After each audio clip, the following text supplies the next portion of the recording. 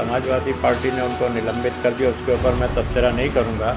लेकिन अगर हम भी 18 अपने नगर सेवक को निलंबित कर देते या सस्पेंड कर देते या पार्टी से निकाल देते तो आज हम उनको डिस्क्वालीफाई नहीं कर सकते थे, उनकी सदस्यता जो है हम रद्द नहीं कर सकते थे।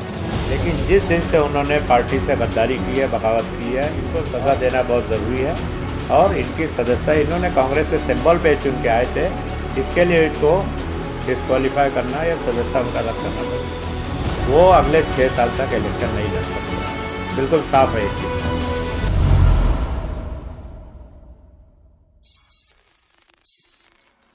देखिए, मुझको तकरीबन 1 बजे 1:30 बजे खबर मिली कि जिन कॉरपोरेटर्स ने मेयर के इलेक्शन में जो है बंडखोरी की, बगावत की, वो कॉरपोरेटर आज राष्ट्रवादी में शामिल हो गए हैं।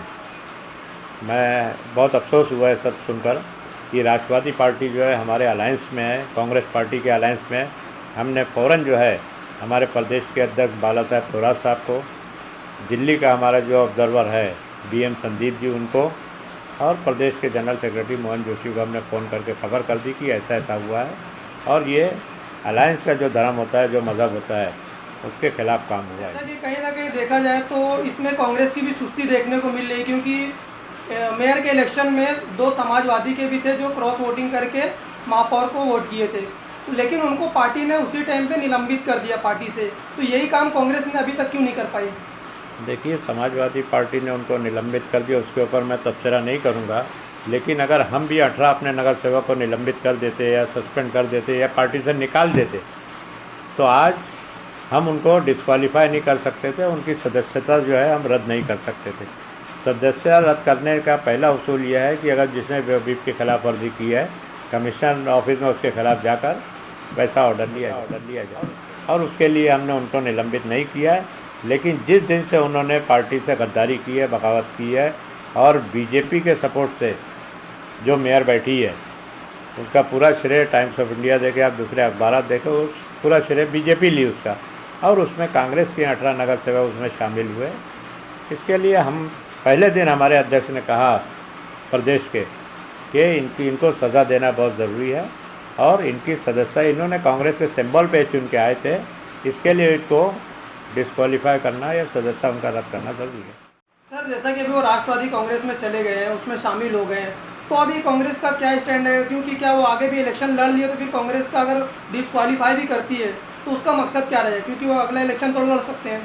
देखिए, कानूनी जो बात है, कानून में बिल्कुल साफ साफ है कि जो भी डिस्क्वालीफाई होता है, जो भी सदस्य कॉरपोरेशन का या म्यूनसिपलिटी का या ग्राम पंचायत का, वो 6 साल तक इलेक्शन नहीं लड़ सकता। और कुछ लोग ये निकाल रहे हैं कि आज वो चले गए, फैसला आने से पहले चले गए, ऐसा कुछ प्रेस वालों ने मुझसे पूछा है। जिस दिन उन्होंने ये एक्ट किया गद्दारी का, वो दिन पकड़ा जाता है। उस दिन वो कांग्रेस के सदस्य थे और कांग्रेस ने उनको व्हिप दिया था, और उसकी खिलाफवर्जी करके उन्होंने गद्दारी की है, तो उनको सज़ा मिलेगी। और जहाँ तक मेरी मालूमात है, वो अगले 6 साल तक इलेक्शन नहीं लड़ सकते, बिल्कुल साफ है ये चीज़। अगला क्वेश्चन ये है कि अभी प्राइवेटाइजेशन की बात चली है घर पट्टी को लेकर, इसमें रसीद तय कहीं नज़र नहीं आ रहे, इसके पीछे क्या वजह है आखिर? अभी ये बात सबसे पहले मैंने ही शुरू की।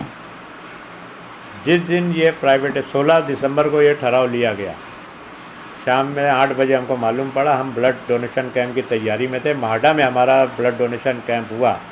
मुजफ्फर हुसैन साहब वहाँ पर आए थे, हमारे कोकन के इंचार्ज, और महाराष्ट्र प्रदेश कांग्रेस कमेटी के कारगुजार सदर, वर्किंग प्रेसिडेंट, उनकी मौजूदगी में मैंने कहा कि हम दूसरा टॉरेंट भिवंडी में आने नहीं देंगे, और कांग्रेस पार्टी पूरी ताकत से लड़ाई लेगी, और जिस तरह से ये ठहराव लिया गया है इसके खिलाफ हम कानूनी तौर पे भी काम करेंगे। और दावे के साथ मैं कहता हूँ, आज भी कहता हूँ, उस दिन भी मैंने अपने भाषण में कहा है कि ये प्राइवेटाइजेशन आप भिवंडी में दूसरा हम इस तरह से आने नहीं देंगे, और इंशाअल्लाह ताला इसमें कांग्रेस पार्टी को पूरी कामयाबी मिलेगी।